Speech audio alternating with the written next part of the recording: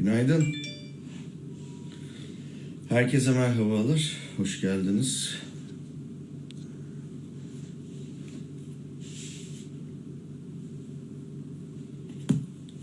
Günaydın arkadaşlar.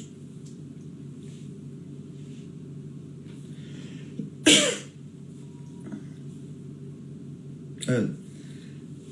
Bahçeşehir Üniversitesi Hükümet ve Liderlik Okulu tarafından hazırlanan Diplomat Okulu programımızın 4. haftasındayız.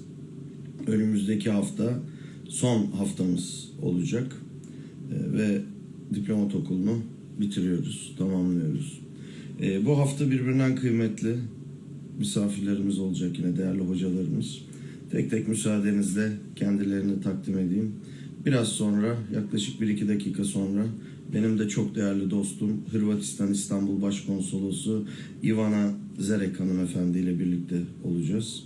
İkinci oturumda Türkiye Cumhuriyeti Sofya Büyükelçimiz Sayın Aylin Sekizkök hanımefendi ile birlikte olacağız. Üçüncü oturumda emekli büyükelçimiz Sayın Onur Öymen beyefendi ile birlikte olacağız. Dördüncü oturumumuzda ise saat 2-2.45 arasında Profesör Doktor Ahmet Uysal Bey ile Orsam Araştırmaları Merkezi Başkanı ve İstanbul Üniversitesi öğretim üyesi Profesör Doktor Ahmet Uysal Bey ile birlikte olacağız. Birbirinden kıymetli 4 hocamız, birbirinden kıymetli 4 yayınımız. Umarım keyifli olur, güzel olur. Sizlere de bir kez daha hoş geldiniz diyorum ve çok vakit kaybetmeden çok değerli hanımefendi yayına davet ediyorum.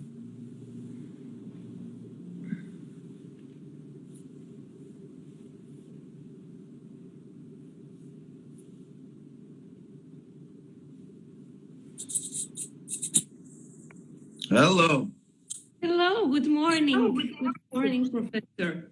How are you? How are you? How are you, Madam Consul General? Thank you very much. Thank you. I'm pretty fine. Considering all pandemic around us and all the situation, I'm pretty well. Thank you very much. We are safe in the consulate. First of all, I would like to give a quick introduction. I'm not gonna read your entire CV. There's just a couple things I want to say. First of all, Ivana Zerec, Dr. Ivana Zerec actually, is the Consul General of Croatia, a great friend of mine. She is very special and important for myself, for my students, for the entire Bahçeşehir University, and even the other university students. She is such a lovely diplomat. We learned a lot from her. Also, she worked in her career a lot in European Union issues.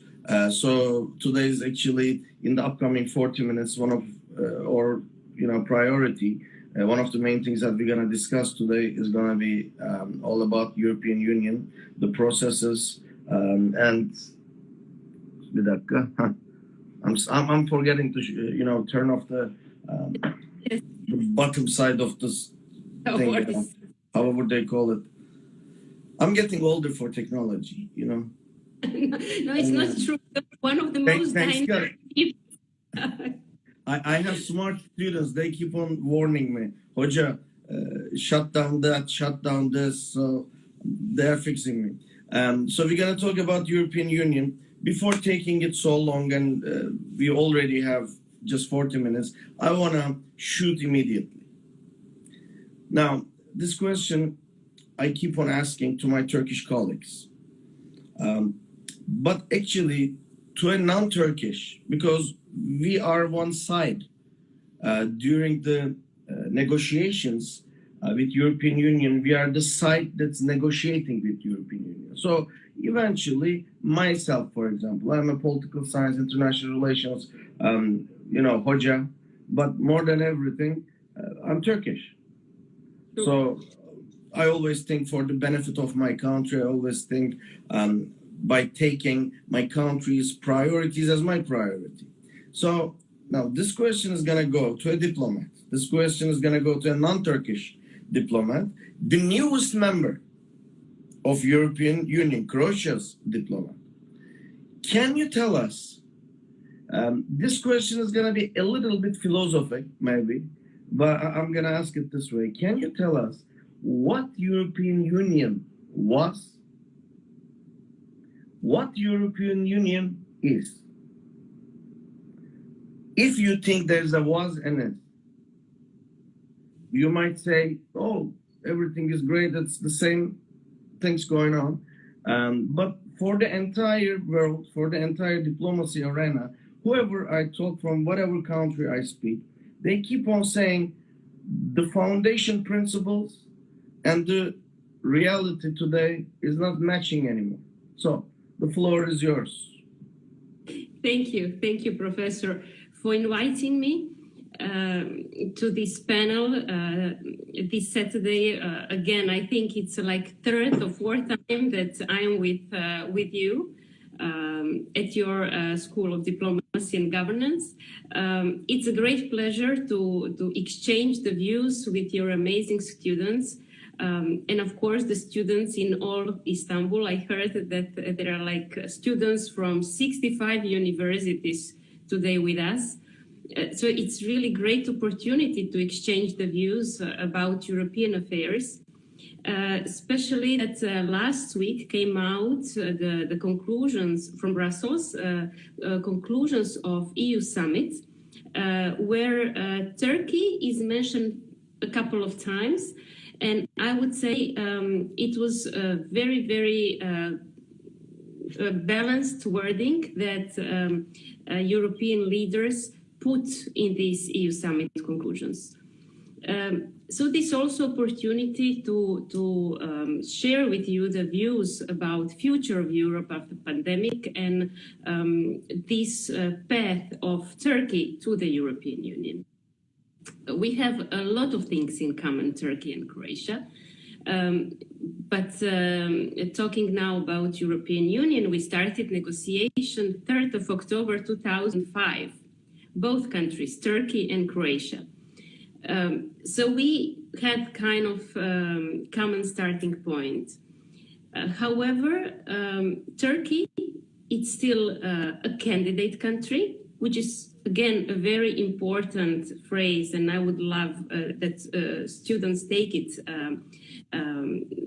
after this lecture. So Turkey is candidate country, and Croatia, we entered to 2013. We entered because it was really our political goal after the war. If you remember 30 years ago that we had in our territory, for us it was extremely important to join Euro-Atlantic organizations, to join European Union and to join NATO. So all sources in the country, from the political level and from the operational level, were dedicated to that goal, and also public opinion. So there are like three elements that I personally consider extremely important, even talking about Turkish path to the EU. So basically, we in diplomacy we like to use this phrase like top-down approach and bottom-up approach. So from the political level, you should have like a strict goal. Okay, this is priority, but also operational level should take it under consideration and should take it seriously, and to work very seriously and very dedicated to all these laws, to all these documents, paperwork. So it should be very, very strong combination between two levels. And also public opinion. Basically, to show and to have like a strong visibility of Europe in Turkey, it's extremely important, I think, to show what Europe is. And I take also this lecture today as a great opportunity to share with your students what Europe means. I strongly believe that after this seminar, the clearer of the idea of Europe will be much clearer to your students. So it was our goal. We joined 2013, and we already had the first presidency of the European Union Council. And it was the first part of 2020. So we already experienced in this short period of our membership, we also experienced what does it mean to be head of European Union Council? What does it mean to lead the direction? What does it mean to be decision maker, the first among the equals, let's put it in that way, in today's 27 member states? Unfortunately, Brexit happened. But so for us, for Croatia, Europe means a lot. It was our political priority. And even today, we believe strongly in European project. Our prime minister and our president, both former diplomats, they were both serving in Brussels.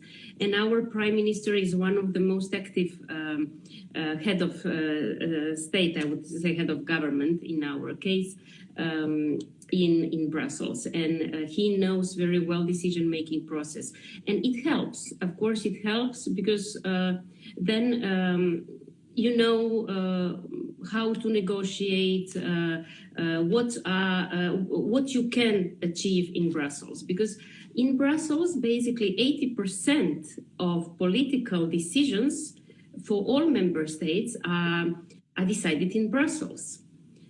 So for us, it's kind of second capital, and for all member states. So that's why it's very, very important to be also active in Brussels and to combine national politics with European politics, and to see where is your position in this European policy. Croatia, as a strong believer in European project, believes also, maybe I can just underline, what does it mean, as you said, what does it mean Europe in general? So Europe, it's a set of values, first of all.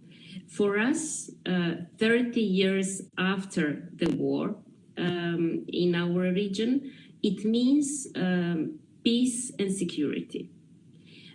Of course, no one is perfect, but this is the only organization, I would say, in the world that didn't have war in all these years. So peace and security and stability, that's something which is extremely important, because it leads to economic development. It leads after to safe foreign investments.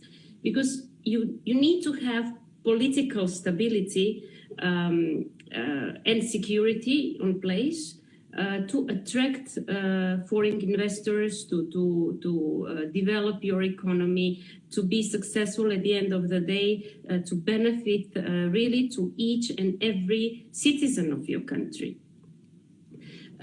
Also, Europe means rule of law, means human rights, means freedom of media and freedom of speech, means gender equality, means free movement of people, which is extremely important. You know, we have a Schengen zone. Croatia is still not in the Schengen zone, but we hope it's political decision, and we hope we will be soon. So basically you move freely between the borders, and for your student, of course, it is extremely important. And I mean, you can really literally feel now what does it mean to freely move between countries, between universities, to exchange universities easily without payment also, because the university fee, of course, is different for the European Union citizens. The currency, which is euro, in majority parts of the EU countries. So that means Europe, and it's a set of values. And Europe is strict among themselves also. Basically, Europe protects its values. And at the end of the day, all decisions that are coming from Brussels, they need to be agreed by 27 member states. So that's also very important. It's democracy. So that's set of values. From the other hand, you have, I would say, triangle of institutions. That's also very important for our students today. European Commission, European Council, and European Parliament.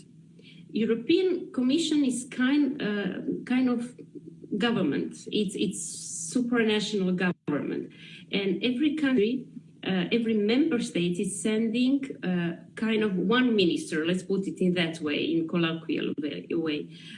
One minister, one person to Brussels to serve in different portfolio. It depends if the country is very strong, for example, in tourism, usually are taking those portfolios that's important also for the country, and then the national member state can benefit from its expertise in Brussels. So there is a cabinet of kind of ministers, and the last year we had a new commission set up, which for the first time is led by a woman. So we have a first female president of the commission, and the cabinet is also kind of gender balanced. This setup of the cabinet has a lot of women, and that's also like confirming the values that I said before is gender equality, which nowadays are becoming more and more important. This triangle of decision-making process, I would say, it is very complicated. But however, it's very high. We need high democratic standards. Can you just maybe imagine how it looks?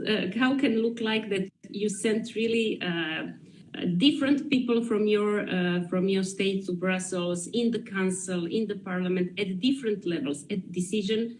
High level positions, which are politically sent, like in the parliament, or experts, which are sitting in different working groups in European Council and making different decisions. So it is very complicated structure, but it is for the reason. It is for the reason because you need consensus at every single level.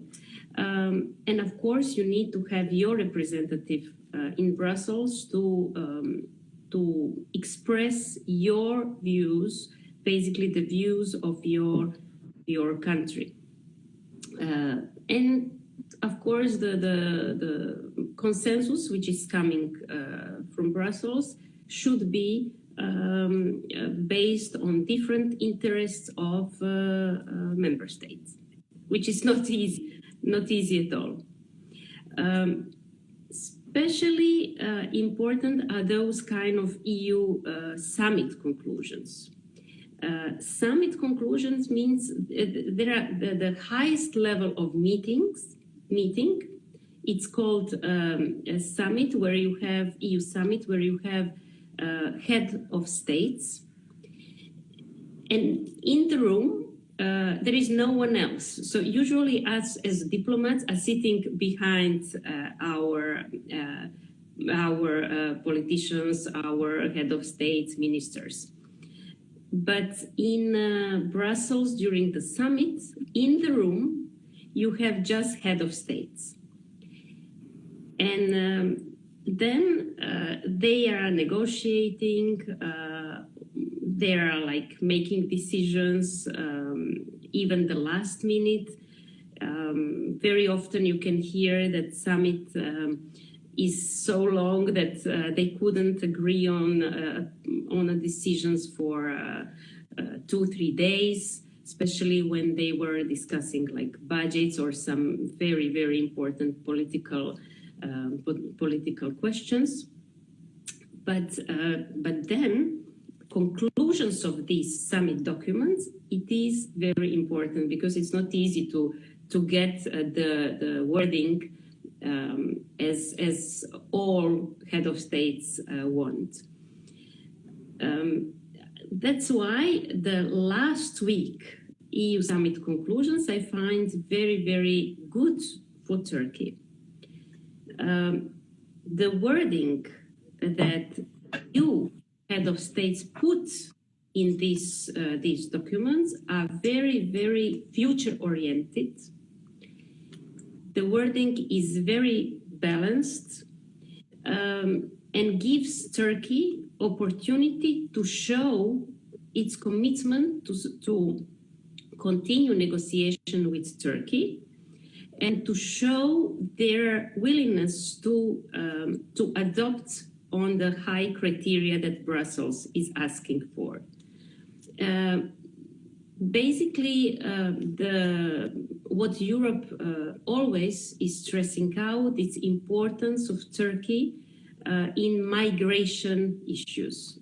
So this is something that even Croatia, but all member states, they underline always that it's very important the way how Turkey is dealing with very complicated migration issues. And we are very grateful how Turkey is dealing with it actually, and the conclusions they underlined that Brussels will continue with will continue to give this financial help to Turkey for this migration question. Also, what I personally see as a great achievement is that it will be organized the multilateral conference on Eastern Mediterranean, and exploration in Eastern Mediterranean is under as discussed in Brussels. Let's put it in that way. But there is something that I consider as a very, very important thing, and I think even after a few months, probably in spring, we will see importance of these issues, of this fact that in EU Council conclusion we have Conference of Eastern Mediterranean, because the situation in Eastern Mediterranean, I think it should be discussed multilaterally. And it's also the way how Turkey sees it. And we had one webinar, all consul generals in Istanbul with Minister of Foreign Affairs. And he also stressed out the importance of multilateral approach. We can, of course, after, if you want, we can discuss the idea of multilateralism after pandemic, which is also a very interesting topic. But I think there are situations where multilateralism is extremely helpful. If you use multilateralism as just exchange of papers and conclusions that are really not important for the issues on the ground, that's another thing. But if it's really dedicated to solve concrete problem on the ground, then I think multilateral approach is something that we can't exchange with bilateral one, unfortunately. Because if bilateral approach doesn't work, of course you need to include more actors, and you should act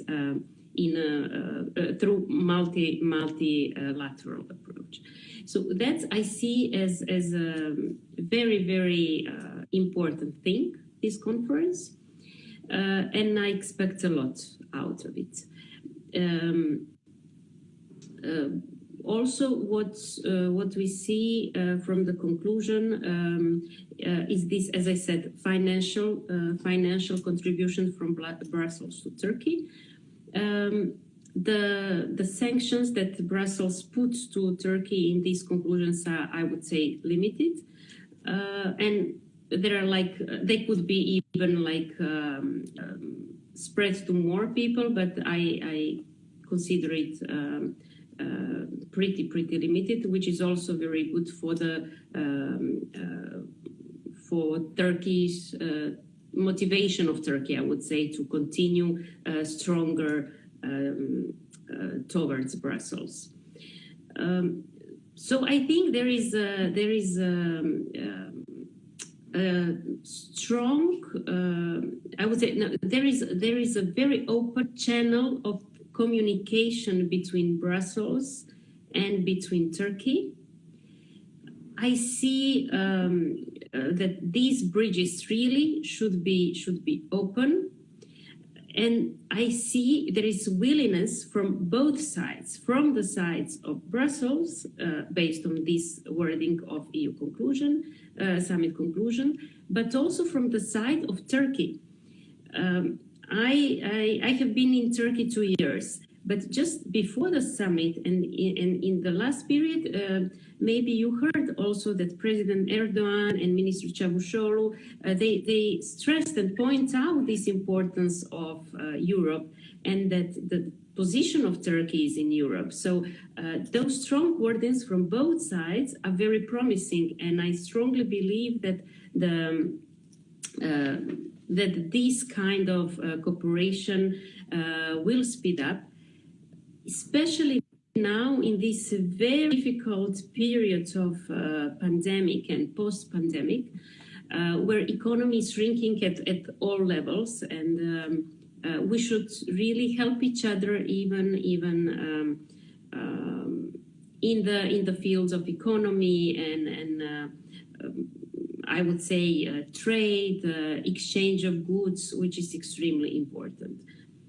So I see positive future, and I invite all the students to help in this, to help even as diplomats from EU countries to raise the visibility, to raise awareness of Europe in Turkey, and I really believe it is very, very important.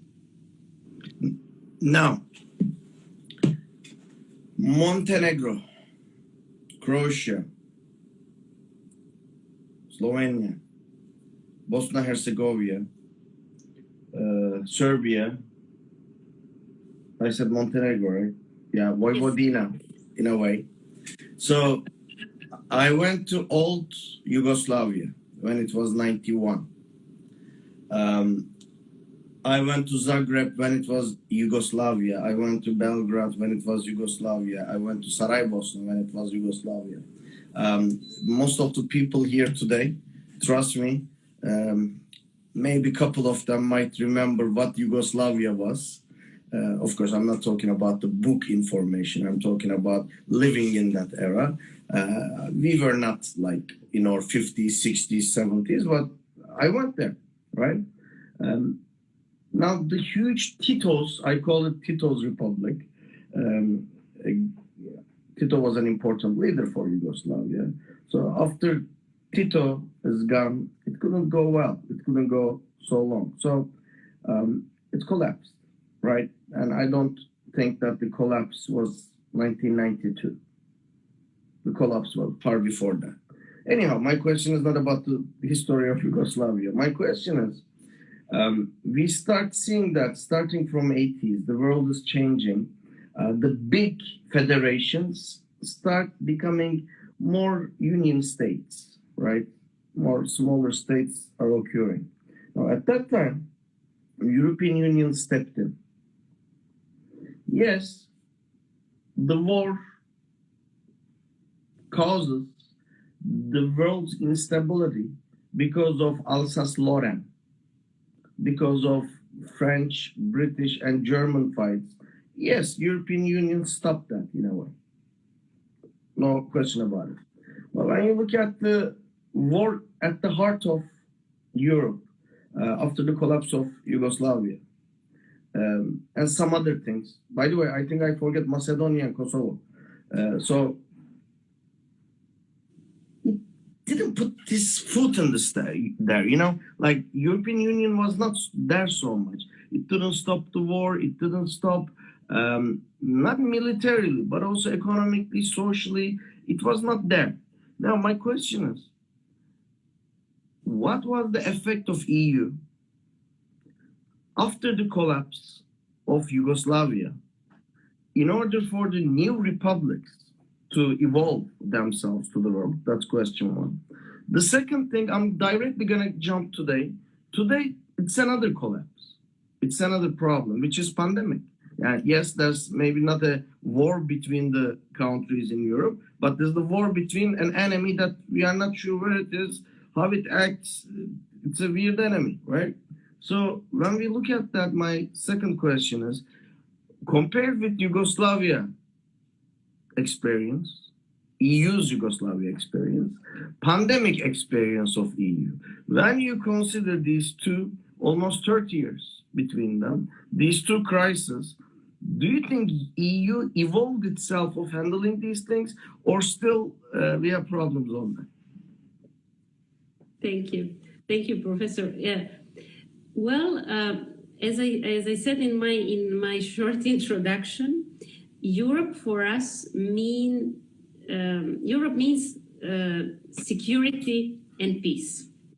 So for us, it was extremely important after this dissolution of Yugoslavia.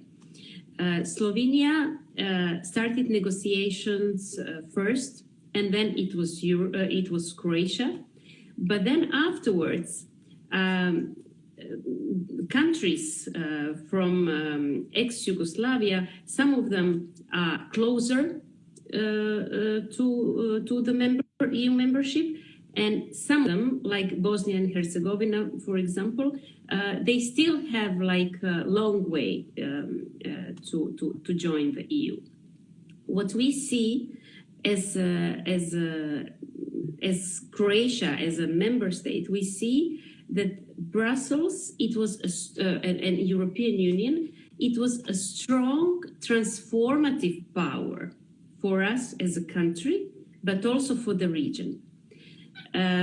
And we felt it. We felt it in every single field, if you want, in human rights issue, rule of law. We needed to transform our judiciary system. A lot of systems were changed, and we adopted a lot of regulations from Brussels, and we transformed pretty much. Also, as I said, economy, investors, they will come just if you have like peace and security, if you can enable peace and security at your territory.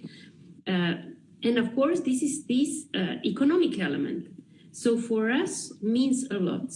And we think means also for the region, for all Balkan region, for all ex-Southeastern Europe.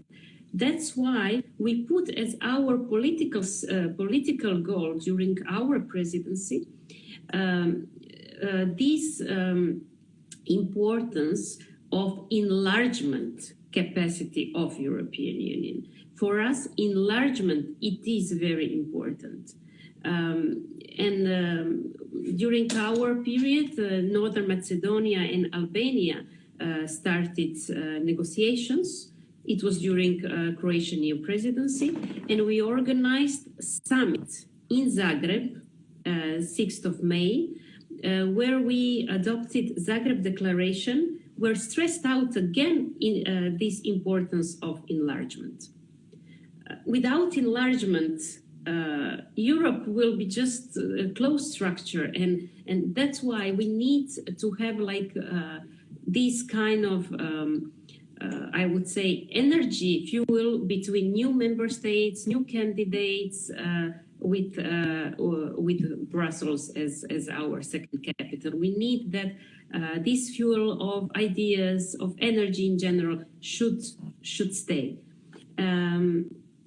So for us means a lot as a transformative power. We really want to keep the momentum of enlargement.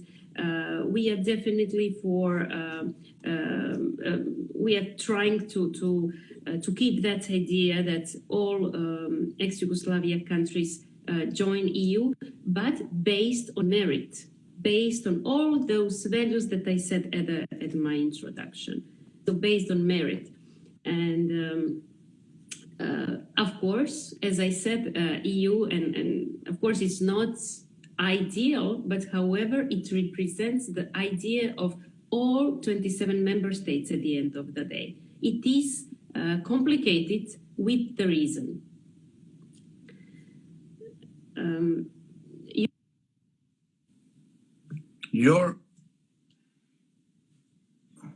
Can you hear me? Now we have a little bit problem of your sound, I assume. You can hear me, right?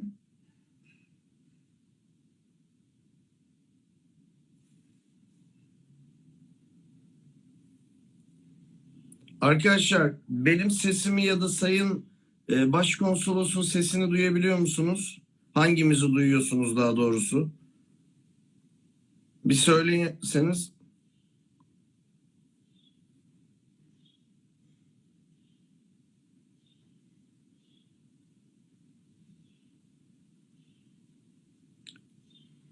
Madam Consul General, you can hear me, right? Arkadaşlar beni duyabiliyor musunuz şu an? Benimkini duyuyorsunuz. Ha, tamam. Bir dakika.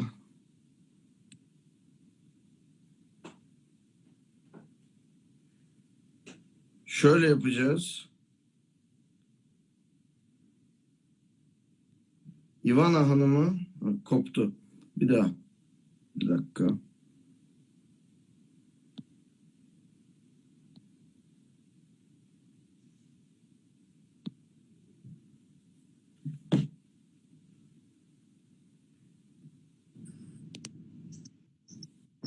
Now it's better, right? Now it's better. Now it's better. Okay. Now it's Okay. better. Regarding last couple sentences didn't go through most probably. What we were saying, yes, that European Union, of course, the second question that you asked me, basically it's regarding the function of European Union during pandemic and after pandemic. Yeah. Right? And exactly. What I personally think it is that multilateral organizations in general should be very flexible, especially now during crisis and after crisis. Of course, that pandemic was for all of us unexpected, and that it was very, very difficult to respond to the crisis immediately. Especially, we had new commission. We had the new commission last year, and it was also very difficult from this way of decision-making process, and everything was unknown. We didn't have a lot of facts about the pandemic. So the thing that we should really care about in the future, it's how to respond better during the crisis. So this crisis management should be really very, very important in the future, I believe. We will have a different topics after pandemic.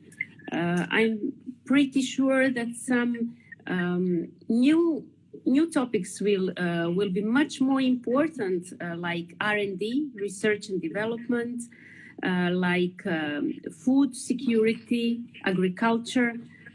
I believe those new topics will be so important that through this topic and through giving the focus on those topics, maybe we can battle crisis, future crisis that probably will come. We don't know sooner or later, but will come.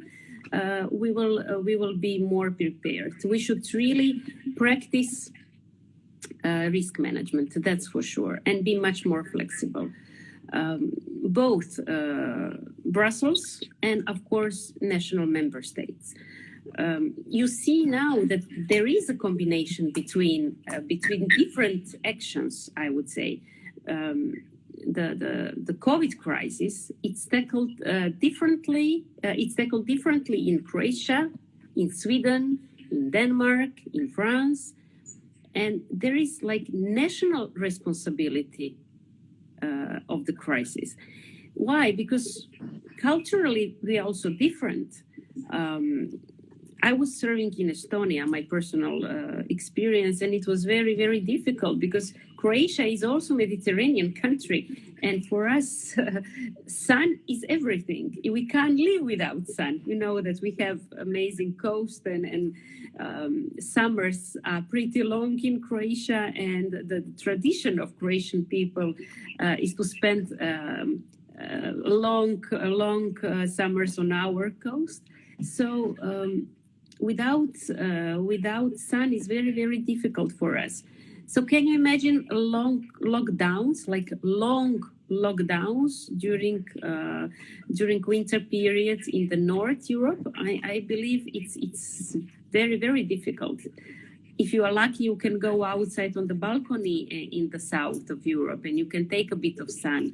But during the long winters, during the long lockdowns, I believe it's not easy to survive. And of course, the government should act differently, should take different measures based on our different cultures and way of lives and our traditions. So that's something that it's in the hand of national government.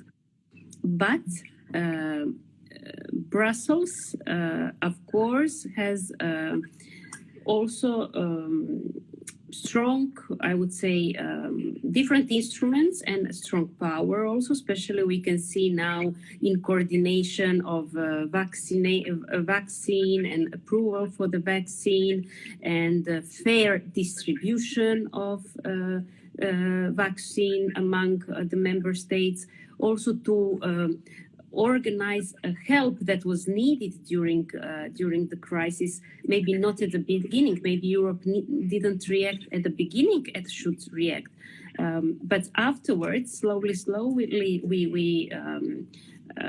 we start to coordinate better.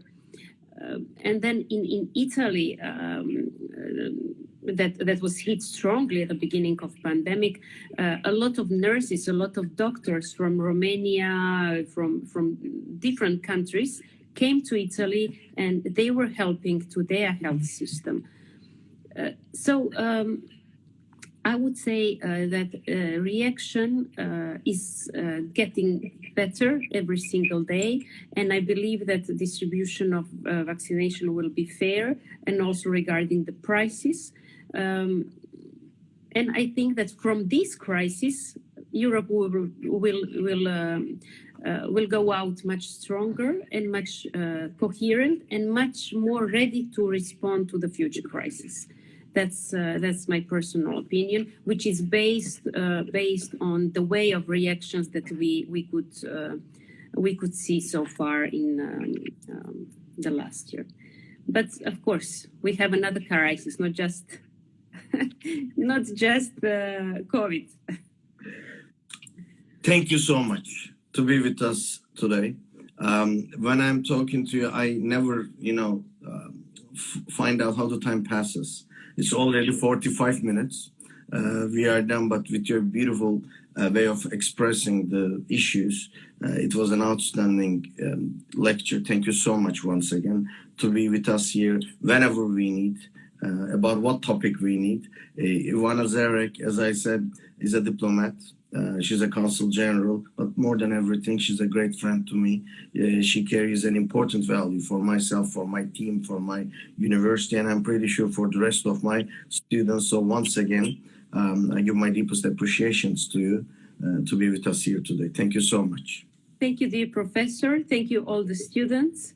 It is true that time flies with you, and I really like to exchange the views with you.